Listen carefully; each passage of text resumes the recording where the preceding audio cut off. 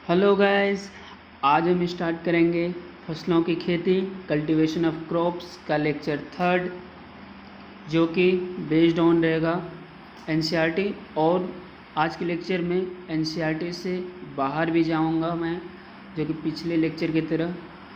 अगर मैं NCERT cover करता हूं तो ये एक ही लेक्चर में कंप्लीट हो जाएगा, लेकिन मैं एनसीईआरटी से बाहर निकलता हूं और most very very important questions तो करने के लिए मुझे ये क्वेश्चंस, ये लेक्चर्स देखने पड़ेंगे। ओके गाइस, तो चलिए स्टार्ट करते हैं आज का टॉपिक, जो कि धान के ऊपर है। तो खरपतवार प्रबंधन, ये एनसीईआरटी की स्लाइड है। ओके गाइस, तो हम यहाँ से स्टार्ट करते हैं। देखिए, रोपाई के 40 दिनों तक जो है खेत को खरपतवार से, सबसे पहले आप सोचिए कि अगर हम सिंचाई करते हैं, ठीक, अगर हम बुआई करते हैं तो उसमें खरपतवार का रहना आवश्यक है या नहीं, तो आंसर हमारा निकलेगा नहीं। तो देखिए, खरपतवार को हम अगर बाहर निकालने के लिए हमको यांत्रिक विधि भी अपनाना पड़ेगा और वह हम केमिकल्स भी हटा सकते हैं। ओके गाइस, तो एनसीईआरटी में लिखा हुआ है रोपाई के 40 दिन तक खेत का खरपतवार से मुक्त रखें। रोपाई के 40 दिन तक जो है खेतों को खरपतवारों से मुक्त रखना चाहिए।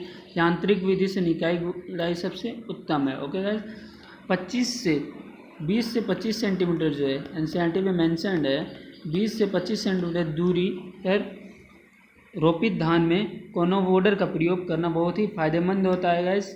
ओके, रासायनिक विधि से जो हम खरपतवार का भी नियंत्रण कर सकते हैं, उनके लिए कुछ दवाइयाँ आती है, जो कि ये यहाँ पे दिया हुआ है, ब्यूटाक्लोर 50 EC या प्रेटिलाक्लोर 50 EC। ओके, इनका जो है 2.5 से 3 लीटर जो है 1.5 लीटर का सक्रिय तत्व का 700 से 800 लीटर पानी में घोल के, ओके, प्रति हेक्टेयर, ओके, नेपसेक स्प्रेयर से रोपाई के 2 से 4 दिनों के भीतर छिड़काव करना चाहिए। ओके गाइस, छिड़काव करना चाहिए। छिड़काव करने वक्त 1 सेंटीमीटर तक पानी लगे रहना, जब हम छिड़काव करेंगे तो उसमें 1 सेंटीमीटर तक पानी लगा रहना चाहिए। ओके, 50 EC से 2.5 से 3 लीटर दवा को 25 किग्रा बालू में मिलाकर प्रति हेक्टेयर रोपाई के 2 से 4 दिनों के अंदर एक समान रूप में खेतों में छींट दे। ओके, समझ आ रहा है? ये खरपतवार प्रबंधन का है। ओके गाइस, तो कैसे करना चाहिए? अगर खरपतवार रहेगा तो हमारा उपज अच्छा नहीं होगा। और रोपाई के 15 से 20 दिनों के बाद विस्पाइरिक सोडियम 10% का 20 से 25 ग्राम, जो कि सक्रिय दवा होता है, उसको 500 से 600 लीटर पानी में घोल के नेपसेक स्प्रेयर से छिड़काव करके खरपतवार का नियंत्रण कर सकते हैं। इसीलिए अगर हम खेती करते हैं तो उसमें खरपतवार नहीं होना चाहिए। खरपतवार बहुत ही नुकसान करता है। ओके गाइस, खरपतवार बहुत ही नुकसान करता है। सो वी डिस्कस्ड अबाउट खरपतवार। ओके, तो अब हम देखेंगे इनकी कीट पे, हम अब बात करेंगे।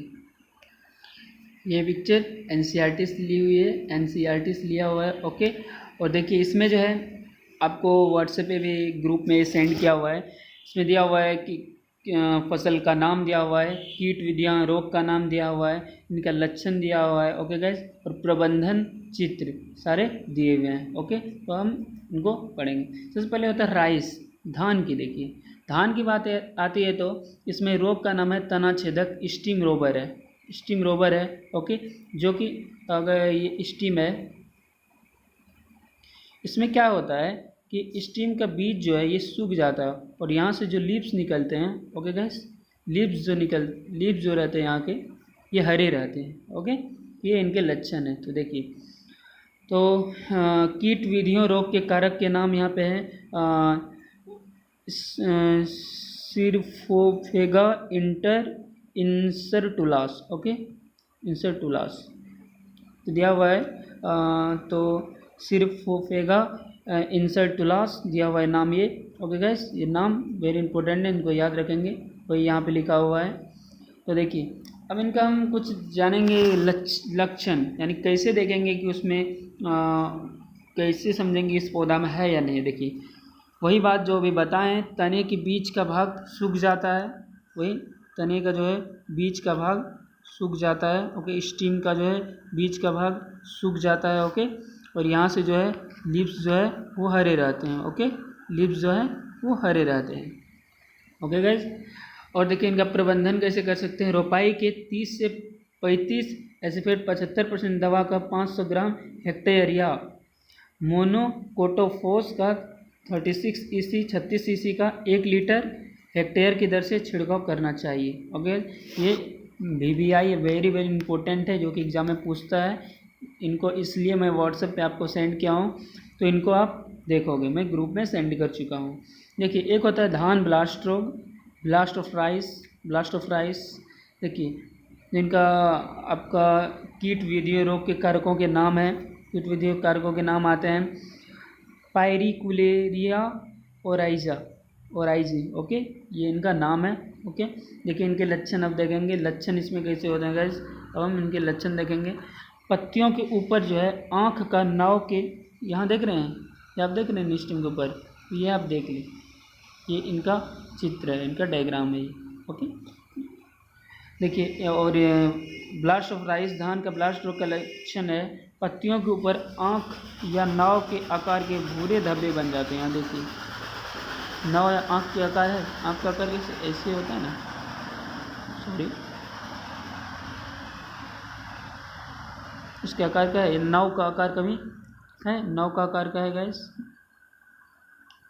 तो उसके धब्बे बन जाते हैं। ओके, और देखिए पुष्प एवं दानों पर धब्बों के कारण दानों का रंग काला हो जाता है। और पुष्प एवं दानों पर जो है धब्बे के कारण, और पुष्प है, सॉरी,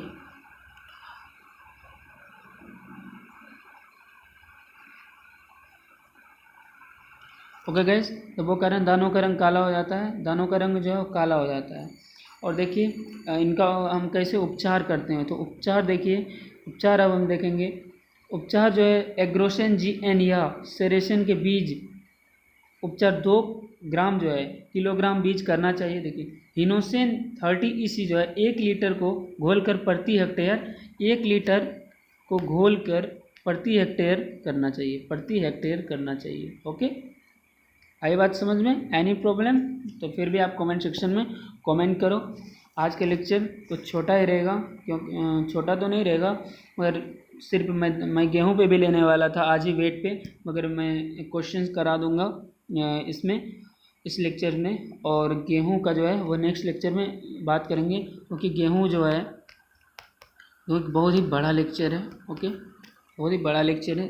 अगर NCERT पढ़ते हो फिर तो एक लेक्चर में काम निकल जाएगा, लेकिन अगर आपको कंसेप्ट के साथ पढ़ना है तो आपको बाहर जाना ही पड़ेगा। ओके गाइस, अब हम बात करते हैं जल प्रबंधन की। देखिए धान के खेत में हर समय पानी भरे रहना आवश्यक नहीं है। ओके, बारी बारी से खेत में पानी लगाना एवं खेत, देखिए फिर से देख लिए, धान में जो है ये ध्यान में रखिएगा, हर समय जो पानी रहना आवश्यक नहीं है गाइस, हर समय आवश्यक नहीं है।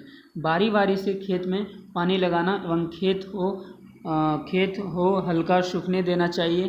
अधिक कल्ले निकलने से अच्छा होता है। ओके, बाली निकलने से लेकर जब तक पकता नहीं है, परिपक्वता अवस्था जब तक पकता नहीं है, तब तक जो है खेत में 2 से 3 सेंटीमीटर तक पानी का स्तर बनाए रखें। धान के खेत में दरार नहीं पड़नी चाहिए, उतनी गर्मी जरूर बनाए रखें, उतना गर्मी इसमें बनाए रखें कि उसमें जो है दरार नहीं पड़ सके। ओके गाइस, अब कटाई और दोनी एवं भंडारण पे बात करेंगे हम कि कटाई कैसे होता है। और देखिए कटाई, पहले हम हार्वेस्टेड उसको कटाई करते हैं, फिर उसको हम क्या करते हैं, थ्रेशरिंग करते हैं, या भी बहुत सारे विधियों से उनका हम दोनी करते हो, फिर उसका हम स्टोर करते हैं, उनका हम भंडारण करते हैं। तो उस टॉपिक पे हम बात करेंगे। देखिए धान की कटाई जो है दैहिक परिपक्वता की अवस्था में करनी चाहिए। इस अवस्था में पौधे का तना कुछ हरा ही रहता है। देखिए इसका धान का जो है कटाई कब करना चाहिए, दैहिक परिपक्वता में, जबकि धान का तना जो है कुछ हरा रहता हो। ओके, तथा बाली के नीचे वाला दाना जोर से दबाने पर चावल निकलता है। और बाली का जो है नीचे वाला दाना जो है, मान लीजिए ये आपका पेड़ी हुआ, सॉरी डायग्राम थोड़ा गलत होगा। ओके, इसको अगर हम दबाएंगे, कंप्रेस करेंगे, ठीक, तो इससे क्या निकलेगा, इससे चावल निकलेगा, वाइट होगा। ओके, ठीक, आपको वो भी मैं पिक्चर आपको दिखाऊंगा। ठीक, ठीक, यह अवस्था पुष्पन के करीब 30 से 35 दिन बाद आती है। और ये जो है ये अवस्था कब आती है, जब फूल खिलते हैं, पुष्पन होते हैं, उनके 30 से 35 दिन बाद आते हैं। ओके गाइस, कटाई के समय दोनों में 24% तथा भंडारण के समय 14% नमी रहना चाहिए। कटाई जब करते हैं तब दोनों में जो है 24% तथा भंडारण के समय जो है 14% नमी रहना चाहिए, इसमें धान में। ओके, मॉइस्चर कितना रहना चाहिए, जब कटाई करेंगे 24% मॉइस्चर। ओके, और जब हम उसको स्टोर करेंगे तो 14% मॉइस्चर रहना चाहिए। ओके, अतः धान को अच्छी तरह से सुखा कर भंडारित करना चाहिए, इसीलिए उनको हम नमी को हटाने के लिए इसको अच्छी तरह से हम सुखाते हैं। संकर धान के उत्पाद को अगले वर्ष बीज के लिए ना रखें। देखिए, जो हाइब्रिड आपको राइस है, हाइब्रिड धान है आपको, हाइब्रिड पेडी है आपको, उनको जो है बीज के लिए सीड के लिए अगले वर्ष नहीं रखना चाहिए। ओके, हाइब्रिड धान को हम बीज के लिए अगले वर्ष के लिए नहीं रखेंगे। ओके गाइज, एनसीईआरटी से बाहर आए हैं, ये एनसीईआरटी नहीं है, ये एनसीईआरटी नहीं है, जो कि बहुत ही इम्पोर्टेंट है, जो भी बताएंगे। ओके, बहुत ही इम्पोर्टेंट है, इनको आप वीवीआई समझिए। ओके गाइज, जो कि एग्जाम्स में अक्सर पूछे जाते हैं। धान, पेडी, ओके, इनको पेडी बोलते हैं। एक प्रमुख फसल है जिससे चावल निकलता है। ये क्या है, एक प्रमुख फसल है जिनसे चावल निकाला जाता है। गेहूं से तो चावल नहीं निकालते गए, धान से ही निकालते हैं। इनसे क्या निकाला जाता है, चावल निकाला जाता है। ओके, देखिए, धान जिनको हम पेडी बोलते हैं, और राइजा सेटिवा इनका क्या है, लैटिन नाम है, ये हम आपको बता चुके थे।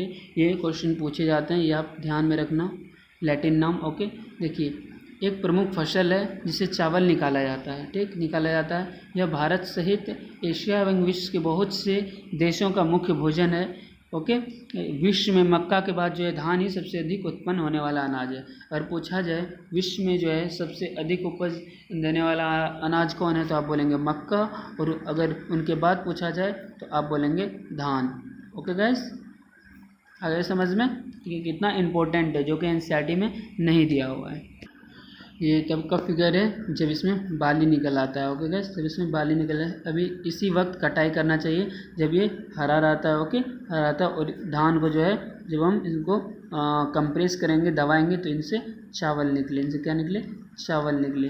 ओके गाइस, कितना इम्पोर्टेंट है। देखिए, ये मैं बाहर जा रहा हूँ एनसीईआरटी से, तो इनसे बहुत से फ़ायदे हैं।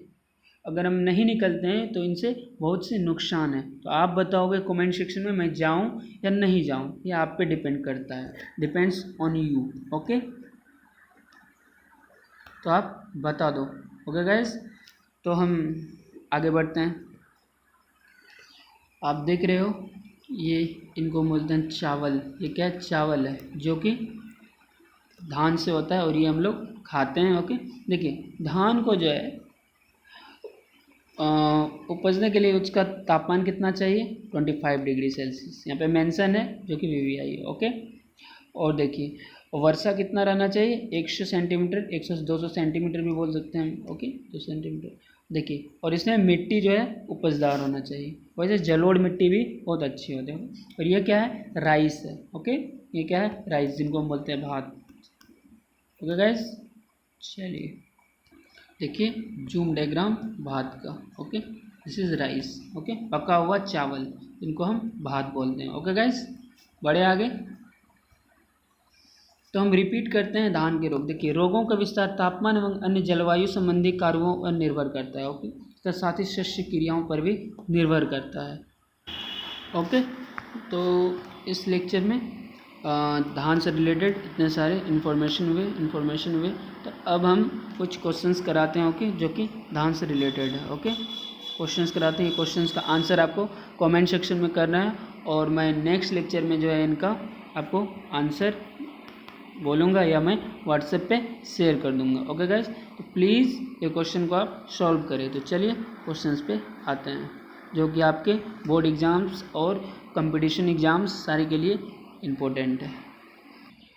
ये रहा क्वेश्चंस। ओके, तो फर्स्ट क्वेश्चंस है रबी फसल को कौन से महीने में बोया जाता है। चलिए बताइए, ये 4 ऑप्शन आपके हैं। ओके, तो आप कमेंट सेक्शन में आंसर करोगे, कमेंट सेक्शन में अभी के अभी आंसर करोगे। ओके गाइस, तो बताइए मार्च अप्रैल या जून जुलाई या अक्टूबर नवंबर या जनवरी फरवरी। ये आपको बताया हुआ क्वेश्चन है, इसलिए मैं इनको पूछा हूँ। ओके, तो चलिए अब सेकंड क्वेश्चन की और आते हैं। इनको आप करना कमेंट, फिर मैं आपको बताऊंगा आपका सही है या गलत है, आप जानते हो या नहीं जानते हो। ओके गाइस, चलिए अब नेक्स्ट क्वेश्चन पे चलते हैं। तो निम्नलिखित में से कौन सी रबी फसल है। निम्नलिखित में से कौन सी रबी फसल है। ए है कपास, मक्का, अरहर या सरसों। ये भी आपको बताना है, जल्दी बताओ, मैं वेट कर रहा हूँ। और आपका थर्ड क्वेश्चन आता है, और ये रहा आपका थर्ड क्वेश्चन। निम्नलिखित में कौन सा खरीफ फसल है। इसमें से जो है कौन सा खरीफ फसल है। खरीफ फसल पे मैंने चर्चा किया था। ओके, बहुत अच्छे से बताया था। बताइए मूंगफली, मक्का, धान या सभी। कोई आंसर देंगे इनमें से, क्या आंसर होगा। ओके, तो चलिए अब नेक्स्ट क्वेश्चन पे चलते हैं। तो खरीफ फसलों को कौन से महीने में बोया जाता है। ओके गाइस, तो बताइए मार्च अप्रैल, जून जुलाई, अक्टूबर नवंबर या जनवरी फरवरी। जल्दी आंसर करिए, मैं वेट कर रहा हूँ। ओके, जल्दी करो। चलिए, खरीफ फसल को कौन से महीने में बोया जाता है। मार्च अप्रैल, जून जुलाई, अक्टूबर नवंबर, जनवरी फरवरी। चलिए नेक्स्ट क्वेश्चन, ये आखिरी क्वेश्चन है, लास्ट क्वेश्चन है आपका। ओके, बताएंगे इनमें से कौन रबी फसल नहीं है। इसलिए बताइए गाजर, मूली, मटर या भिंडी। बताइए इनमें से कौन सी रबी फसल नहीं है। ओके गाइज, चलिए तो आज के लेक्चर हम यहीं पे समाप्त करते हैं। अगर आपको ये वीडियो पसंद आया तो लाइक करिए, सब्सक्राइब करिए और दोस्तों के पास शेयर करिए। ओके गाइज, तो हम मिलेंगे नेक्स्ट लेक्चर में, जिन पे हम बात करेंगे गेहूं पे। गेहूं का लेक्चर कल से स्टार्ट करेंगे, जो कि सेकेंड चैप्टर का सेकेंड टॉपिक है गेहूं। ओके, वेट, तो इसमें जो है हम आप लोग रिवीजन करेंगे। ओके, धान को, और जो पिछले वीडियो जितना है आप सारे देखेंगे, और उनसे जो भी क्वेश्चंस निकलेगा वो क्वेश्चंस आप करोगे, और नोट्स जो है नोट्स बनाओगे। ओके गाइस, और मुझे सेंड करोगे और मैं देखूंगा आप कैसे बनाते हो। और साथ ही साथ आपको PDF में सेंड बहुत जल्द करूँगा। मेरा टीम उस पर काम कर रही है। ओके, तो जैसे PDF अच्छी तरह से कंप्लीट होगी तो मैं आपको सेंड करूँगा। ओके, मैं NCERT से बाहर निकालता हूँ, तो इनसे नुकसान नहीं है, फ़ायदे हैं। तो आप परेशान ना हो, तो सिलेबस बहुत जल्द ख़त्म हो जाएगा। ओके गाइस, तो मिलते हैं हम नेक्स्ट लेक्चर में गेहूँ के साथ। Thank you.